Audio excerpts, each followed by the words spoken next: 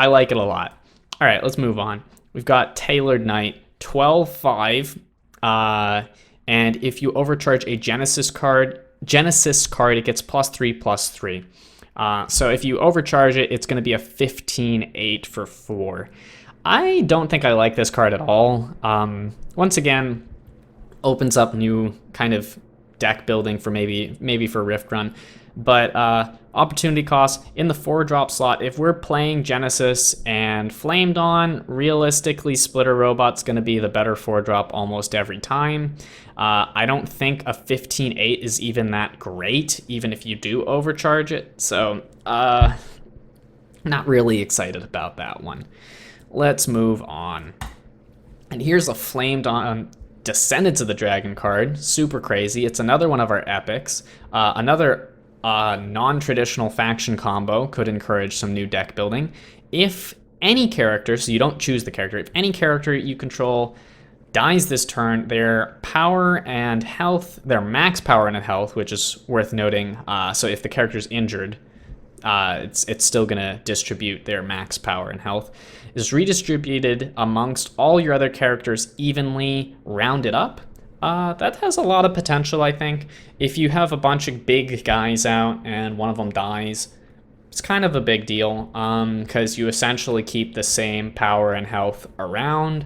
It's not necessarily very reliable. I mean, if they kill a very small character, it has a very minimal effect. If they don't kill a character that turn, it has no effect. But I think it's worth testing. It seems like a decent card. All right, moving on. More Descendants of the Dragons. Another faction hybrid encourager card, a 4-cost 8/12, which is not bad. It's also worth noting that Descendants of the Dragons and Veror actually already do kind of work well together. And when you deploy it, it can do 8 damage to target character if you overcharge it with a Veror card, which is a very desirable effect. It's like a giant Flamed On commando. Admittedly, it can't hit the support zone, but I think this is a very good card. I think this is definitely worth testing with compared to some of the other cards. Has a decent amount of potential. All right, next we've got Pacify, which is very, very similar to Disarm, which also reduces a character to 0 power, but this reduces it to 0 power permanently. It only affects the battlefield. It's kind of comparable to Hubris, which is the Veror card that sets a guy to 1/1. As far as cards go, this is very powerful, I think. It's essentially a removal spell for 1 Purity Descendants of the Dragon, and that's something that they didn't have already.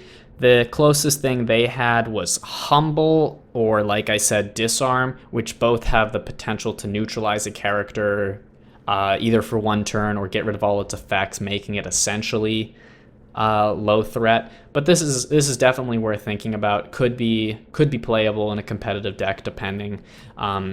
The only thing that's worth noting is I believe Retaliation is probably going to frequently be better. I think that's a Descendants of the Dragons card, and yes, it is. It's an either or. This costs 1 more, and you also have to have been hit by that character before, so there is some argument for using Pacifism or Pacify over it. In some cases, it's going to be better. In some cases, it's going to be worse. All right, let's move on to the next card. As you can see, no more Sleepers cards still, so kind of in the dark about what's going on with Sleepers. Lost Knight, and this currently has bugged artwork. I think that's very easy to see. Obviously, the card is just going to have this artwork expanded to hit all the borders. I don't know what the deal is now.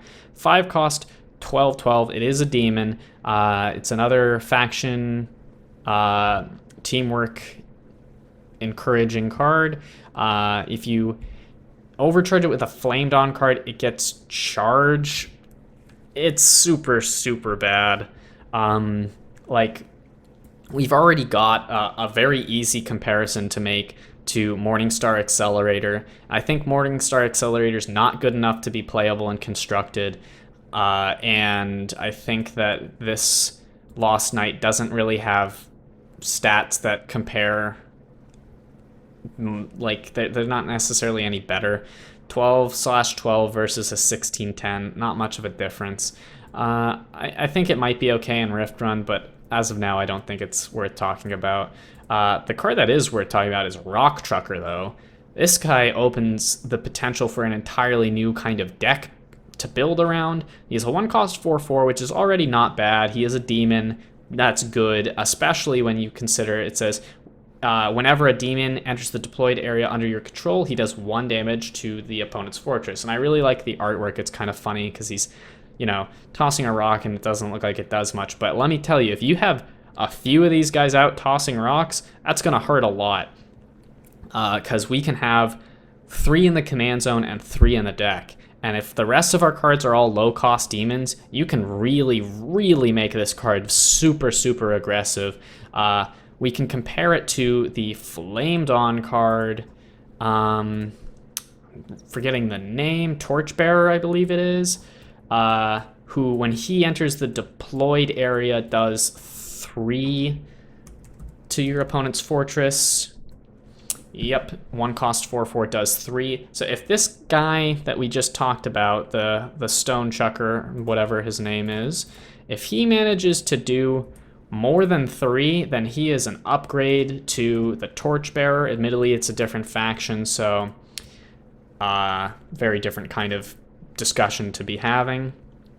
But I think this card has a lot of potential. I think it's the one that I'm most excited to try building around out of all of these. I'm probably, like I said, going to have a deck that's going to have 3 in the command zone, 3 in the deck, and then we're going to see what happens from there. Very cool card. I think it has a lot of potential, but we'll get back to you when I've actually managed to pick up 6 of them, tell you if it's really that good. And although I said there were no more Sleepers cards, there is one more, and it's a Exile Sleepers, which is pretty interesting. It is our last epic. Costs 5 and kills all unique characters, which is a high variance card. It could be very, very effective, or it could be kind of weak. I think it's a sideboard card, definitely. I might give it a try in one of my decks. I have an Infested Abomination deck that could definitely take care of this card as a sideboard card. I think it's probably very good against Overseers, who use a lot of champion-style cards. So, has a lot of potential. Hits Command Zone, I believe, which is kind of a big deal. I think that's all I have to say about the card. It has a lot of potential as a sideboard card. High variance, very good against some decks, very bad against others. All right, last, we have a couple more Overseers cards, and then we're going to be done talking about this. And we've got Phyllis Angel or Nemophilist, I'm not sure. I know it's definitely a file, like, you know, love is, if it's like the Greek root or something, but I'm not sure what it means. I could look it up later, but for now we're not looking it up. I'm gonna go out on a limb and say that it means lover of nature, judging by the artwork and the fact that it synergizes with Warpath. That's right, Overseer's Warpath. That's a very weird faction combo from a flavor perspective. It's also not one you see in game much, but the Overseers kind of annihilated a lot of the Warpath's homeland, if not all of it. So I don't know what we've got going on here with them working together, but it's very interesting. And if you overcharge a Warpath card, you get 2 more resources the next turn. And that has some potential, because you go on turn 3, if you play it and overcharge a Warpath card, then on turn 4 you're going to have 6 resources, which is a pretty substantial boost. But like I said, it's a weird faction combo, so I don't know how useful it is, and we'll have to see exactly what happens, whether it's helpful or not. And the last card I like a lot, 2-cost 5/7, Truth Keeper of Solace. When he enters the deployed area, your opponent's hand is revealed. I like that effect a lot. It's also worth noting it's 1 purity. It has good aggressive stats, or defensive if you're putting him in the defense zone. I like it a lot. I think I'm going to use it in either my triple Overseers deck or maybe my Overseers Flame Dawn deck. I think it has a lot of potential as a card that, you know, fills the 2-drop slot. Because I don't think Overseers has very good 2-drops. Flame Dawn does. So if you're using it Flame Dawn Overseers, there's some reason to perhaps not be using it and use just a Flame Dawn card instead. But as far as Overseers go, Adaptive Drone is very good if you're playing a sort of aggressive matchup, but it's artificial and not an angel. Defiant Herald, I don't think is really worth it. We've already kind of talked about it. Grounded Angel, Soldier of Solace, also meh. Truthkeeper doesn't have substantially different stats than these, but has a very nice effect. I think an effect that I like more than some of these other effects or lack of effects. And yeah, so that's all the cards. Real quick, we'll also buy a few of these packs, just see what we get. Oops, wrong button. We're going ahead and buy 5, and we're using our LP, but I think it's worth it.